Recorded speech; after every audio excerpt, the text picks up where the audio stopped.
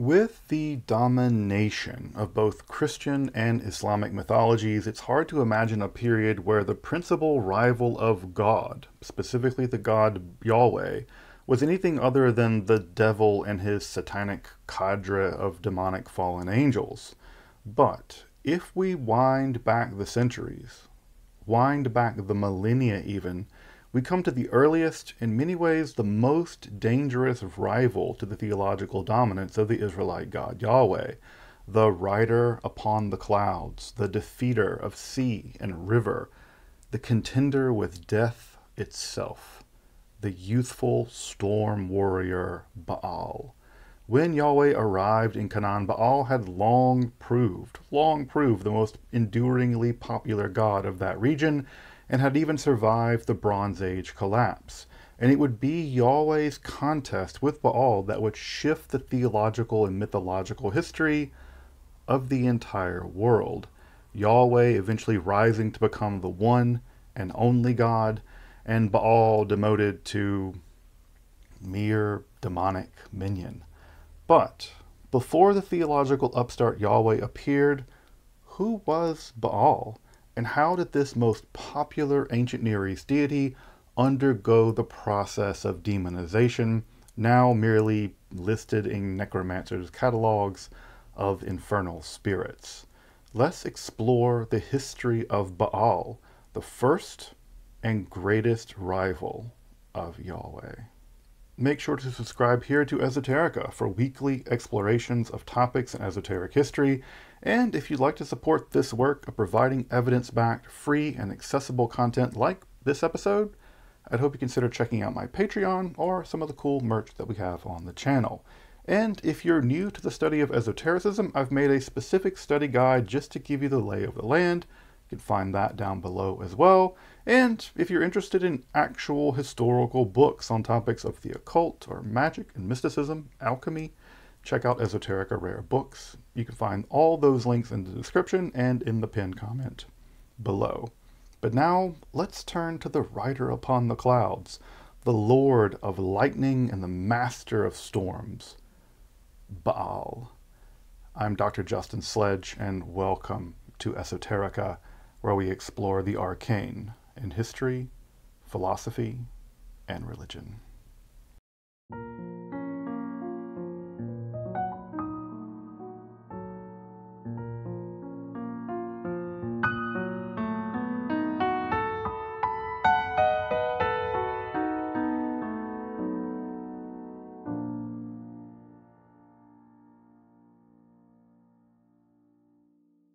The history of Baal is like the history of virtually every god. Ancient, mysterious origins, migration, transformation, assimilation, theological contestation with other gods, and then often demonization, and then perhaps even extinction.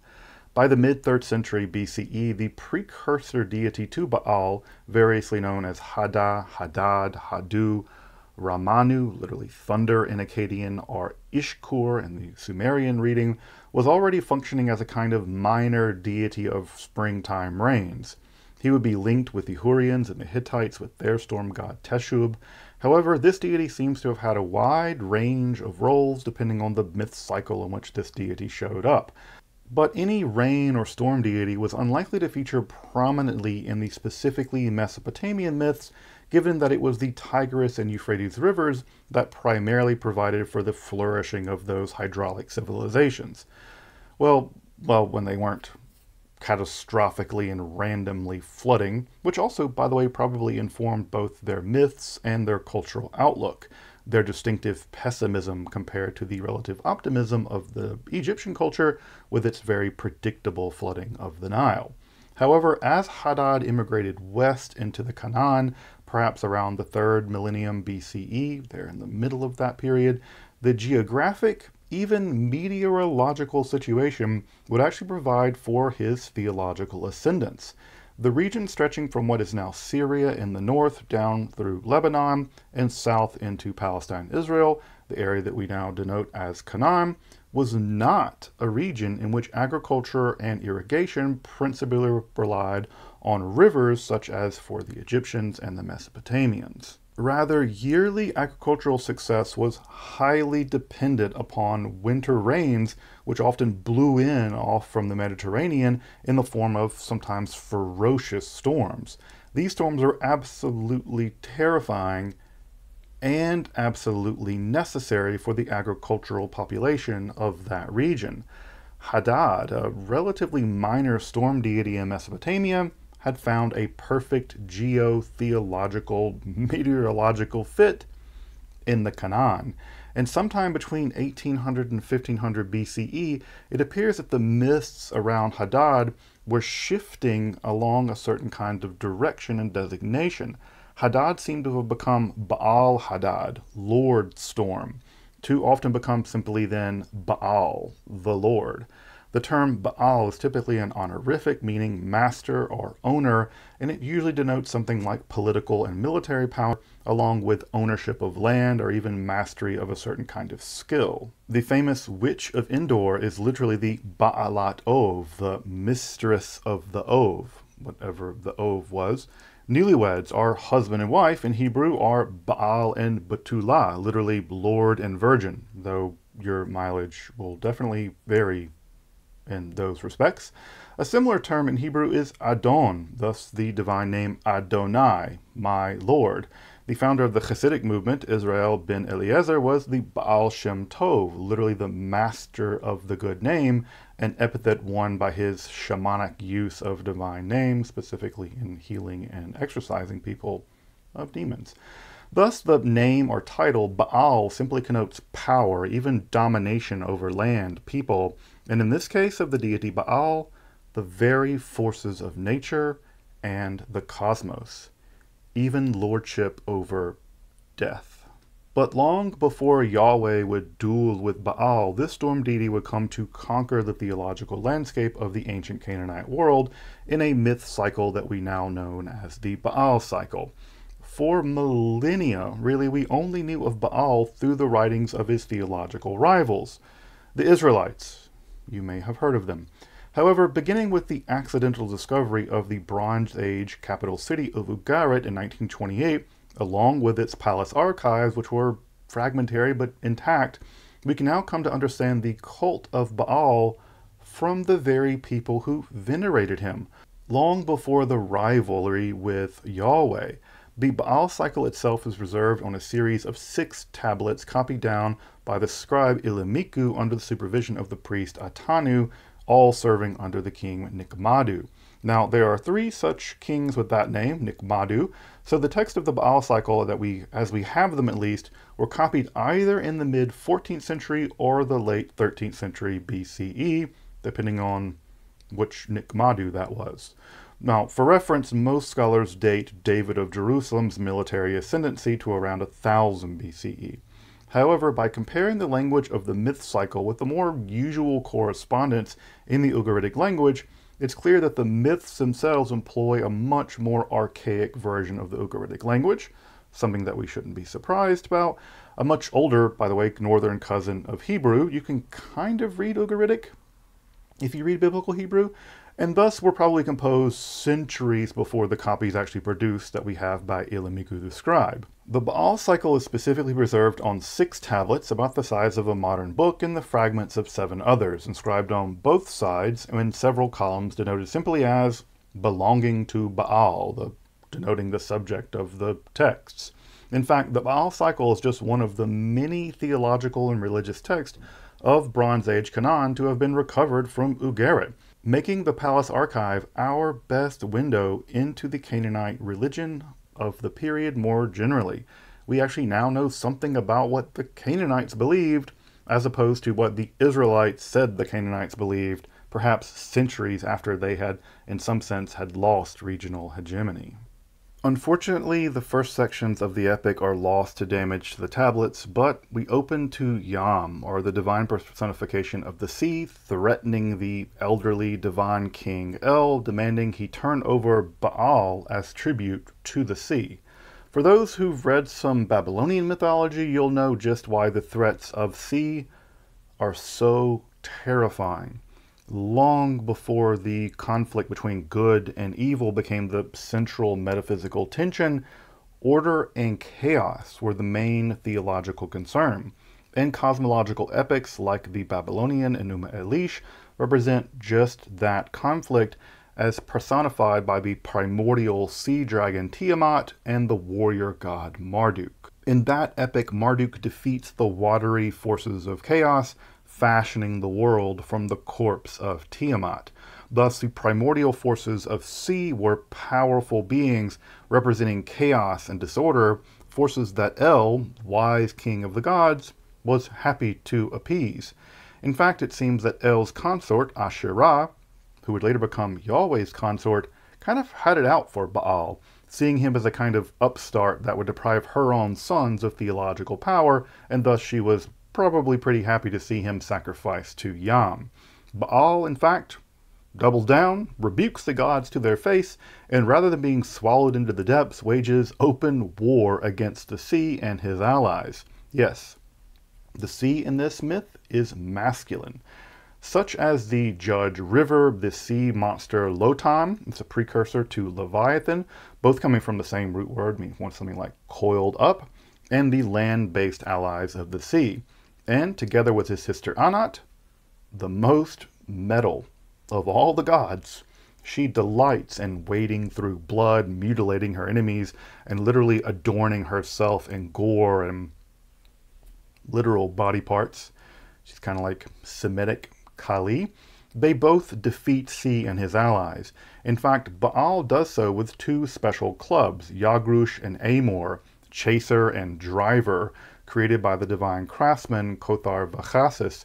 We also cut then to a scene where Anat is just on her own doing a kind of complete rampage through the countryside and doesn't even stop until Baal sends her a message that Yam has been defeated and that she should, come visit him while he becomes basically king of the realm. I mean, she's kind of doing her own massacring thing, as Anat was wont to do. With the defeat of Sea, El and the Divine Council basically have to admit that Baal is now running the show, but there's a problem. He doesn't have a palace, and thus he can't rightly be a king. Baal dispatches Anat to petition, really more threaten El and Asherah, to allow him to construct a palace on his mountain Sephon, modern Jebel Akra, just north of Ugarit, right there on the border of Syria and Turkey.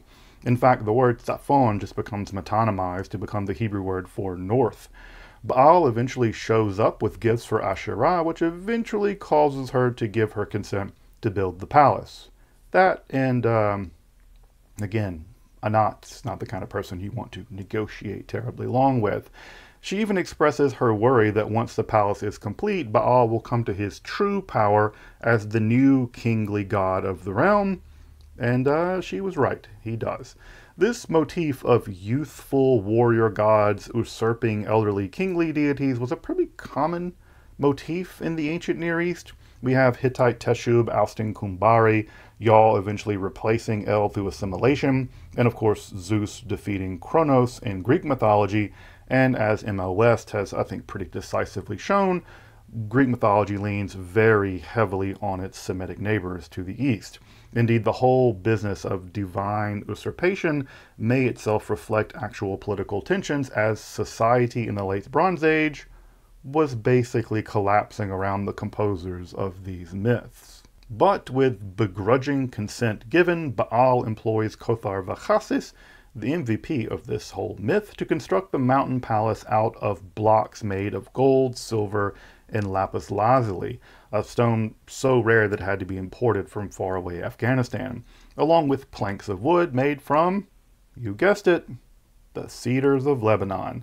And all of this should sound very familiar to anyone who studied the construction of the Solomonic Yahweh Temple centuries later. Indeed, Solomon's Yahweh Temple is probably based on something like many other temple complexes in that region, such as those for localized manifestations of Baal worship. Solomon's temple's probably fashioned on a Baal temple, and shows you again that in many ways Yahweh worship is downstream of Baal worship, something that the Yahwists were probably self-conscious of. Now, there's an outstanding architectural concern here. Should Kothar Vachasis add a window to the palace? And at first, Baal is reluctant, but following an epic rager and yet more military campaigns, it seems that Baal is now confident enough to allow for the construction of a window.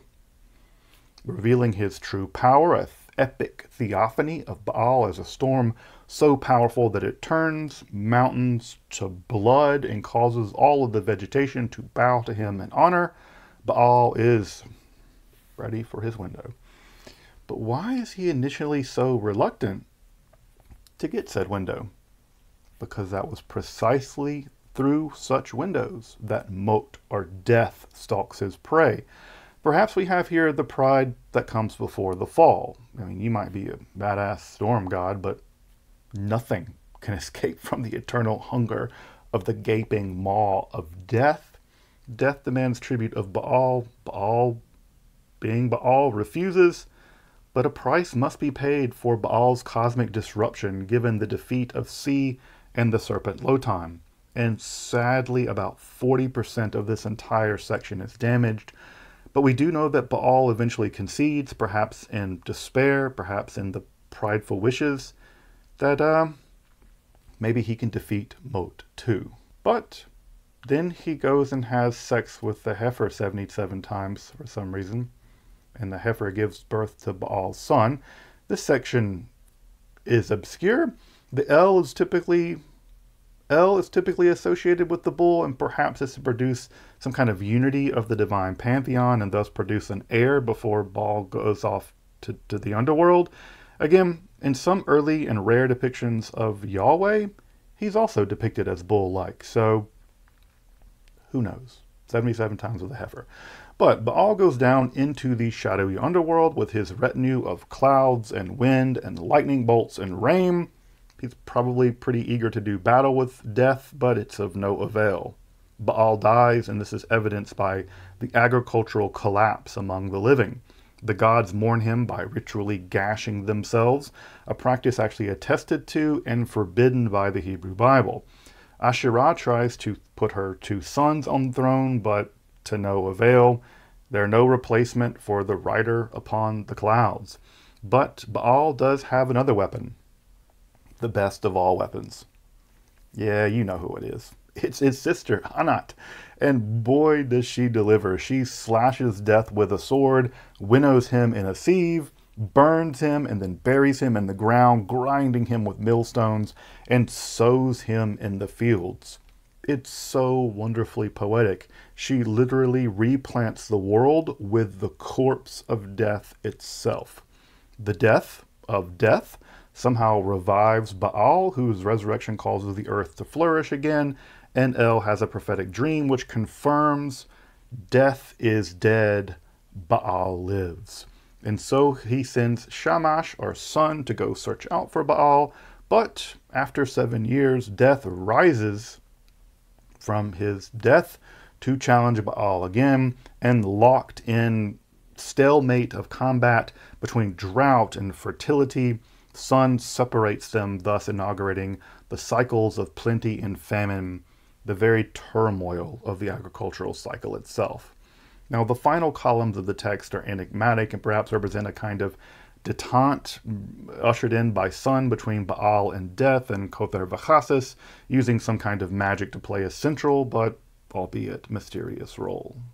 Thus, in an agricultural society in which the arrival of those winter rains via thunderstorms, powerful storms coming off the Mediterranean, was the difference between plenty and famine, chaos and order, life and death, it's absolutely no wonder that Baal was an enduringly popular god in the region.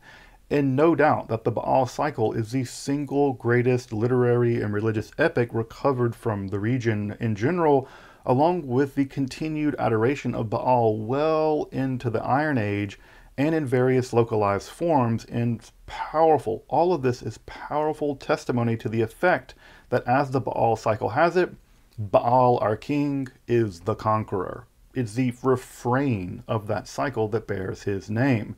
And from the mid-2nd millennium BCE through the Bronze Age collapse and into the Iron Age, it seems that Baal proved endearingly popular for, again, obvious reasons. These are agricultural societies. But sometime just before 1000 BCE, very late bronze, probably very early iron, a deity from far to the south, seeming to originate in the region of what is called Mount Seir in now southern Jordan, became the tribal god of the polity of a group called the Israelites. This deity, the one that is, or Yahweh, would spend centuries contending with, assimilating to, and differentiating itself from Baal before establishing some form of theological hegemony during the Babylonian exile of the Judeans in the 6th century BCE. Now, I've made a whole episode on the early history of Yahweh that seems to be very interesting to people for whatever reason, and another one on how Yahweh became the singular God for the Israelites. And if you want more information on Yahweh specifically, I'd go check out those videos. You can find links to them below. But given that both Yahweh and Baal were both warrior storm gods, one incumbent to the region and the other, up and coming for the fiefdom in the region, conflict was going to be inevitable. This town's not big enough for two storm gods. Yahweh would assimilate aspects of Baal. The archaic version of Psalm 29 has been taken by many scholars to be literally a hymn to Baal, with Yahweh's name just sort of cut and pasted into that poem, especially the language and theology around the storm theophany. And yet, at the same time, Yahwist would, given the Freudian narcissism of minor difference at work here, pitch Baal and Yahweh in prophetic combat, most famously in the Elijah cycle at 1 Kings 18, which has Elijah really doing some excellent shade on the prophets of Baal. Of course, outside of perhaps a very small group of Yahweh's partisans, common people and kings ruling over a religiously diverse people and needing to make alliances across theological lines were more than happy to include Baal worship right alongside Yahweh worship, if honestly, they could tell the difference between them. These gods are so similar that I think most Israelites and Canaanites probably couldn't tell the difference. The most infamous instance, of course, of this alliance was between Jezebel, daughter of Ithobaal of the first of Tyre, and Achav, king of Israel. By the way, her name, Jezebel, means "where is Baal?" and it is a direct reference to the search for Baal by Anat and Shamash, the sun god, after his resurrection following the death of death. Further, elements of Baal's contest with the sea, or Yam, and its dragon, Lotan, are mirrored in early Israelite Yahwism, with similar contests most notably occurring in the creation story. Yep, creation story of Psalm 74, and in Job, where Yahweh defeats giant sea monsters, specifically Leviathan, as a necessary aspect of forging the world from watery chaos to order. Again, a myth cycle common to the ancient Near East. Ironically, this defeat of Leviathan would be later transposed to a world-ending apocalypse in later mutations of the myth. Further, Baal's contest with death, or Mot, is often just demythologized such that Yahweh has control over both life and death, and in some passages will actually even swallow up death, an ironic vision of Yahweh's power over and against the usual image of, again, the gaping maw of death in Ugaritic myth. This is part of the on-ramping to something like proto-monotheism. In fact, the Israelite scribe so disdained Baal that theonymics employing his name underwent taboo replacement with the Hebrew word for shame, boshet. Thus, names like Esh-Baal become Esh-Boshet, Meri-Baal becomes Meri-Boshet. Even the goddess Astarte becomes Ashtoret, using the vowel patterns from the same word for shame, Boshet. The phrase Prince Baal, Baal-Zebul, famously becomes Baal-Zebub, Lord of the Flies.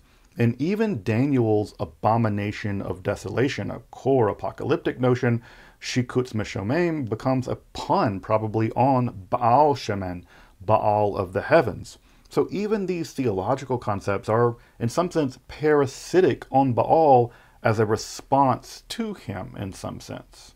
The destruction of the more powerful and prosperous Israelite northern kingdom would lead to a refugee crisis in the Judahite south, a center of a more specifically aniconic form of Yahwistic monolatry, where Baal worship had never gotten a complete threshold.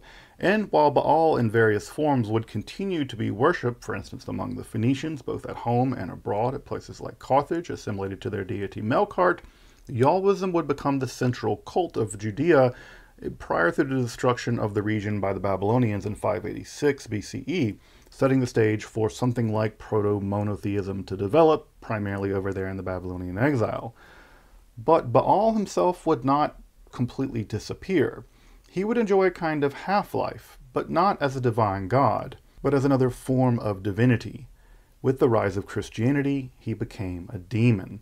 Specifically in the apocalyptic mode of Judaism, especially in contact with Zoroastrianism, the one god became attended by a host of angelic warriors over and against a force of cosmic evil, variously known as Belial, Hasatan, transformed from title to person in the form of Satan or the devil, and of course entities like Beelzebub.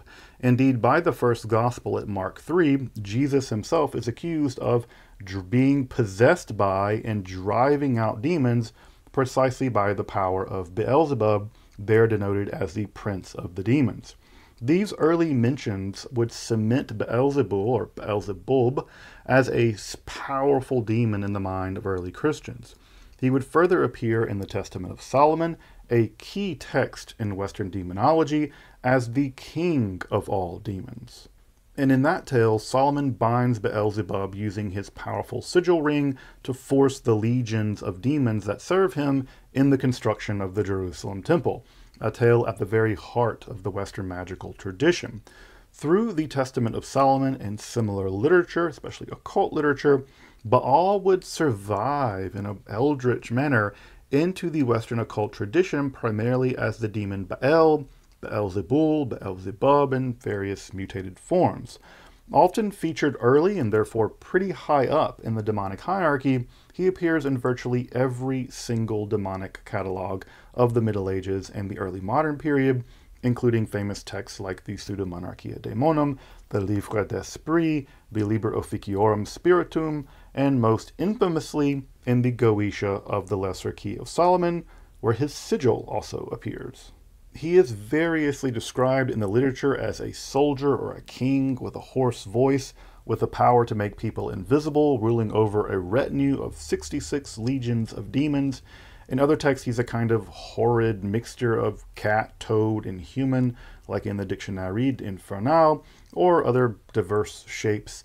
In some cases, he is subject to the demonic king of the East, Orions, with his demonic legions varying in size. Sometimes they're just 6 as opposed to 66. His powers subject to change, and of course his counter-angel ranging from text to text. But by Milton's 1667 epic Paradise Lost, the name Baal in the plural becomes Baalim, and it simply becomes the watchword for the entire horde of all male demons cast down upon the earth following Satan's rebellion.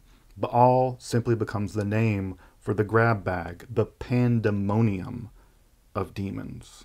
In the thousands of years since Mesopotamian Hadad became Canaanite Baal, the heroic rider upon the clouds, the defeater of sea and death, the rains that sustain life, he would contend and ultimately lose theological hegemony to the upstart Yahweh. Recall that he also upstart Yel just as much as Yahweh would assimilate the deity. El really is the loser in all this. He become demoted to become one of many demons, especially by Christians and to some extent by Muslims. He would become a stock demon of grimoires. Powerful, yeah, but still hideous. But with the discovery of the Baal cycle in the 20th century, it's high time that we balance the highly polemical narratives of, frankly, Yahwistic propaganda that constitute Israelite literature with the very scriptures produced by the very people that historically venerated Baal, not as some false god, detestable foreign god, and much less some dreadful demon, but a deity much admired and worshipped by the ancient peoples of Canaan for very good reasons. The subject of truly epic poetry and sublime literature, poetry that was indeed so well regarded that the Israelites appropriated it to Yahweh. If it's good enough for the King James Bible, it's good enough for you. It's high time that we appreciate the mythology of Baal on its own terms, in its own historical context, and for its own stake, restoring a god of old to their rightful place in history, religion, and myth. The best place to read the Baal cycle along with other similar Canaanite literature is Coogan and Smith's volume Stories from Ancient Canaan. Excellent introduction and affordable? Have I ever said?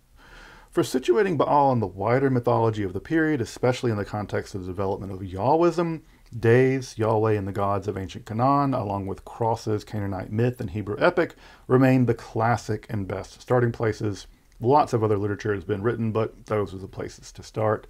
Of course, the Brill edition of the Baal cycle is the best scholarly study, but it is hyper-specialized, and you know, well, it's Brill. Good luck.